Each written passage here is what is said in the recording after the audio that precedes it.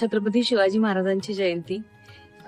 या जन्मदिनानिमित्त त्यांना अभिवादन करते आणि हे अभिवादन करत असताना आपल्या महाराष्ट्रात, आपल्या मातृभूमीत ही शिवजयंती साजरी होते आणि मी ते मिस करते आहे.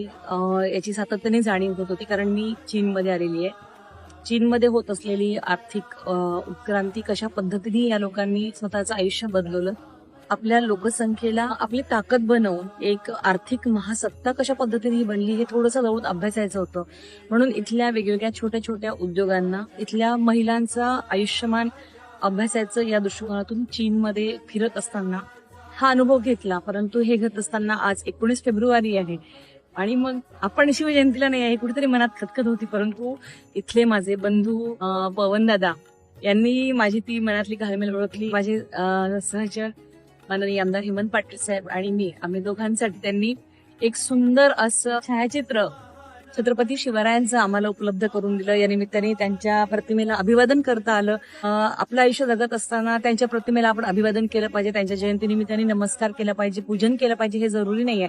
पण या निमित्तानं त्यांच्या गुणांचं आपण एक अवलोकन करून, त्यांचे गुण आपल्या आयुष्यात घेऊन, त्यांच्या विचारांचं पालन करत करत आपण आपलं आयुष्य जगलं पाहिजे. एक अत्यंत ध्येयधुरंदर, नीती संपन्न, चारित्र्यवान, अत्यंत पराक्रमी, ध्येयासक्त आणि सगळ्यात महत्वाचं आपल्या रयतेच्या भाकरीची सोय करणाऱ्या, आपल्या जनतेच्या कल्याणाचा विचार करणारा असा कल्याणकारी, लोकपाल असा, न्यायाचा पालन करणारा असा हा शूरवीर, ध्येयधुरंदर, प्रौढ प्रताप पुरंदर असे छत्रपती शिवराय, कीर्तिवंत, बुद्धिवंत, ज्ञानवंत, प्रज्ञावंत शूरवीर असे छत्रपती शिवराय यांच्या आयुष्यातले गुण आमच्या आयुष्यात जगताना एक माइलस्टोन म्हणून आपल्या समोर असणारा एक मौलिक दगड म्हणून आपल्या समोर हे विचार असावे.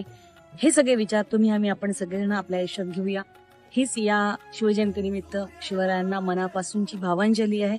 सगळ्यांना शिवजयंतीच्या मनापासून खूप खूप शुभेच्छा देते. छत्रपती शिवाजी महाराज की जय. जय जिजाऊ, जय शिवराय, जय महाराष्ट्र.